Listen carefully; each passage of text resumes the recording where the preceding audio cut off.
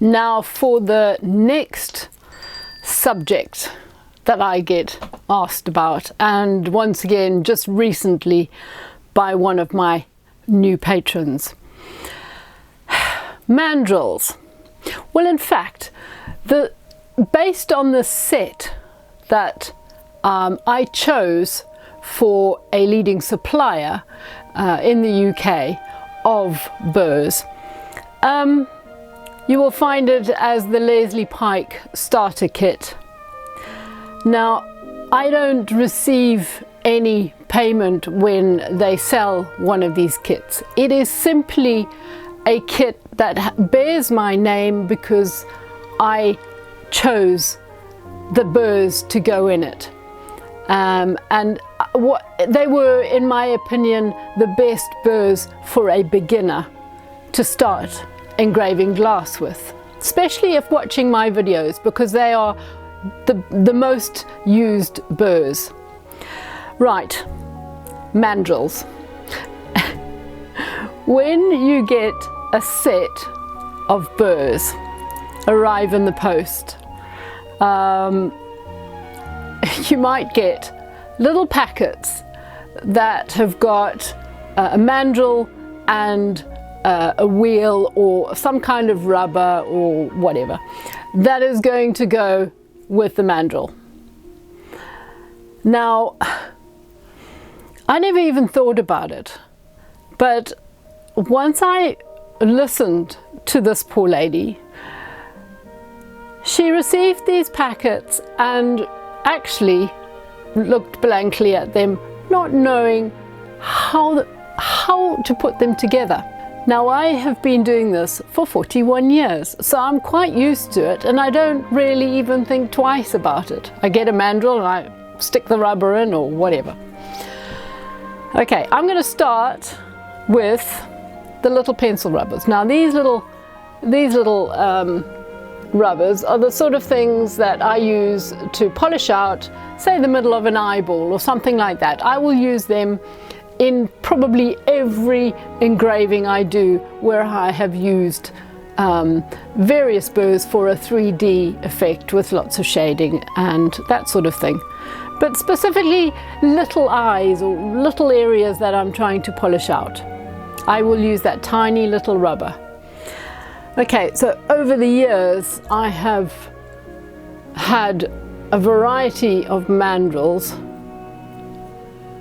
that take one particular kind of rubber, that's just our little brown rubber, or a little green rubber, or a little white rubber, or whatever color you fancy.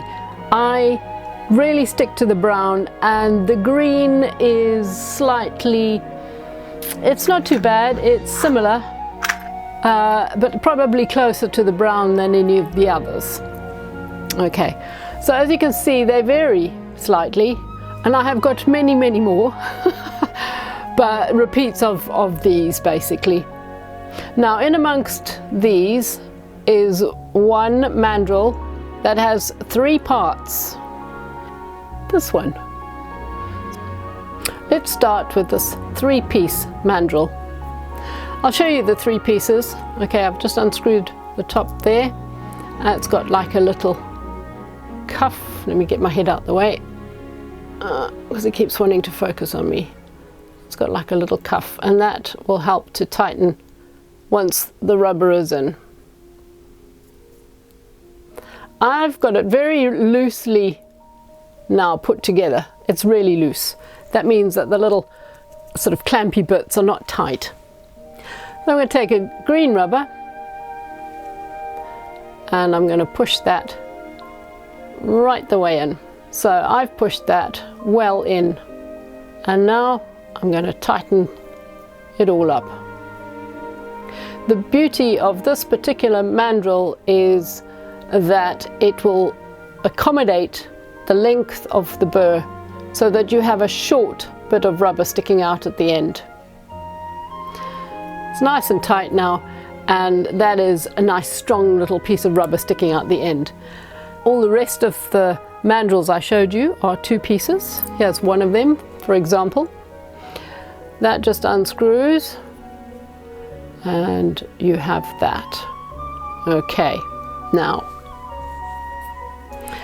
taking the rubber, pop it down as far as it goes there,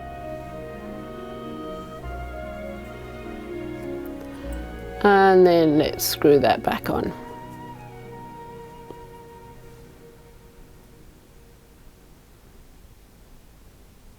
Simple. A really nice, neat, ready to go, sturdy rubber. Please excuse my finger all wrapped up in tape because I smashed it in a door and I'm losing my nail, but it appears to have a new rather bumpy nail growing underneath it. It's taking a long time to grow out, and it's not a pretty sight, I can tell you. And I don't know how long it's going to take, so do excuse the bits of tape. Right, let's look at another one. 2 pieces. Let's unscrew that. In fact, you probably don't need to completely unscrew it, but I'm just showing you. Okay, let's not unscrew it completely. Just keep it loose, because that's opening up the little gaps so that your rubber can easily push in. Now this is actually a used rubber. It's not as long as the others, but I'm going to push that in as far down as it'll go and then tighten it up. Now some of these old ones,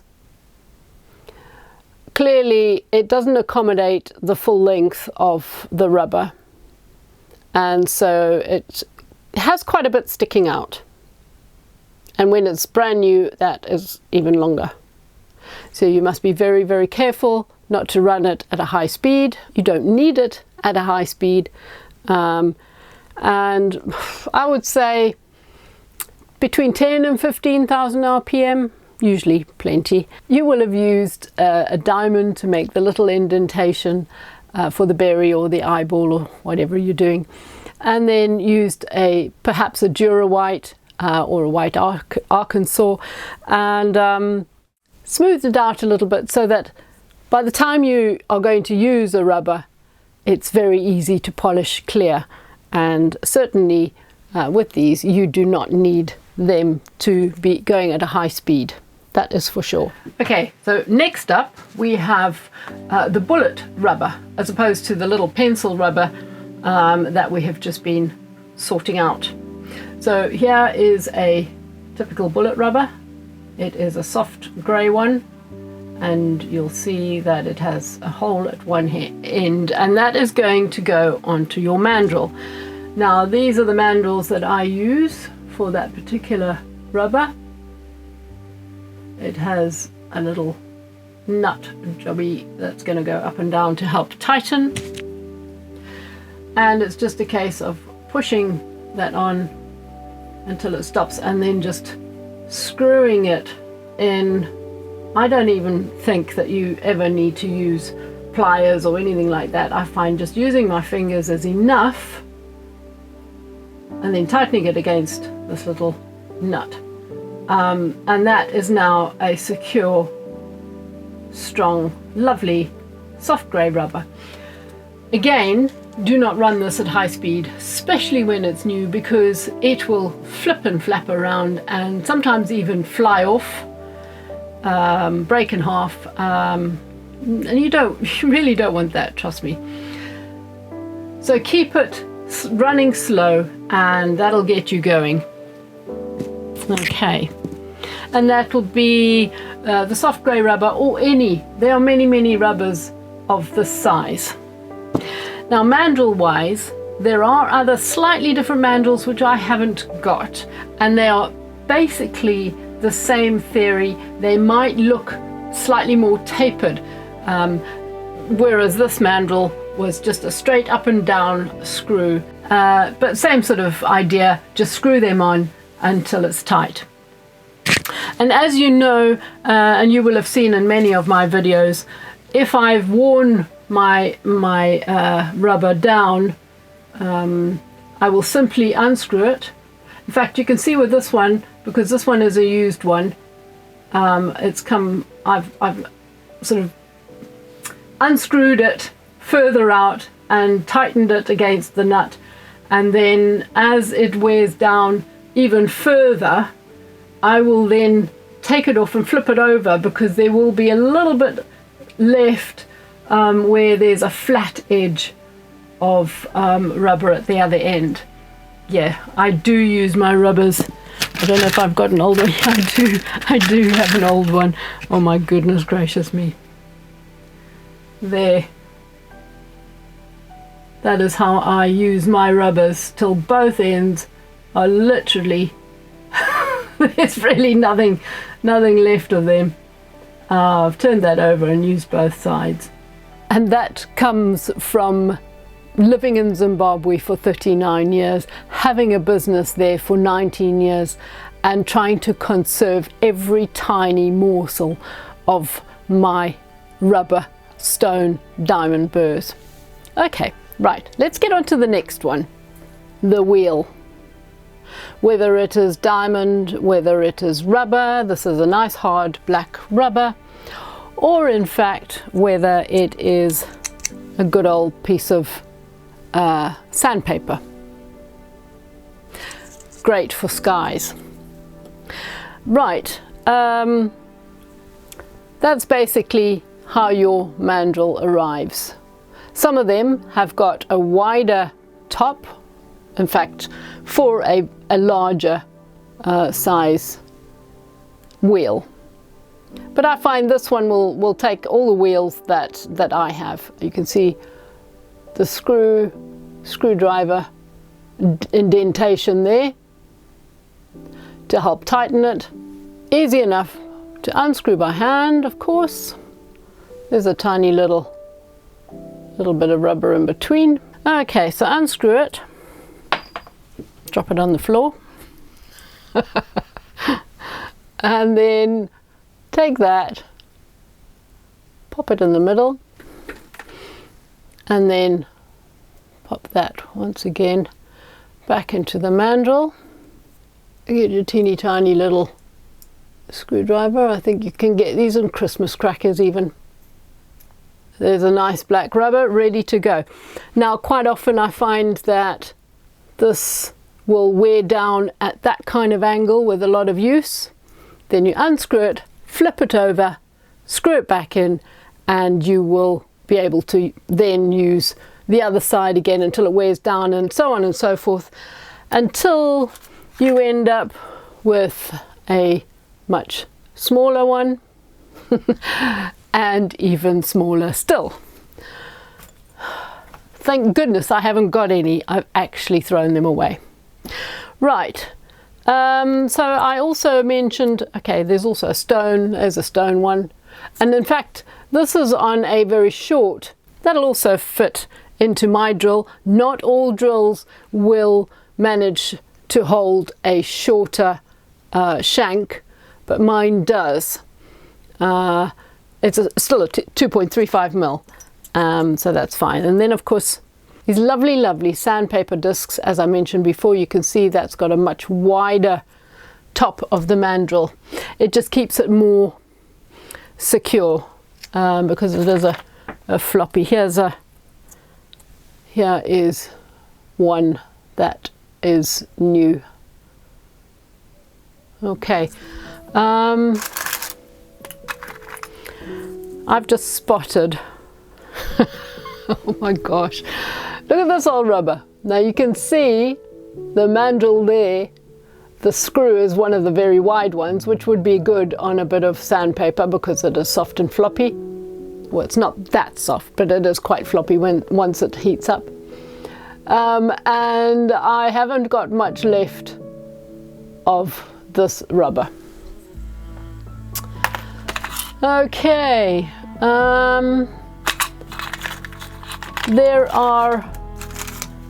there are many rubbers that come, well, there are rubbers that come without a mandrel. They are fixed. So I've tested these. I am not over keen on them, only because the type of rubber seems a bit different. It wears down very quickly, leaves a lot of sort of residue blobbed about. Not my favorite, but you can get them where you don't have to worry about a mandrel. Okay, however, this is how old some of these things are. Yeah, don't ask, do not ask. That is old. I didn't even know I had that. Yeah, I don't know what I've used that for, but it's worn right down to absolutely nothing. What else can I show you? Oh my goodness, these are so old. Right, so you've got little diamond discs. So again, these are ancient.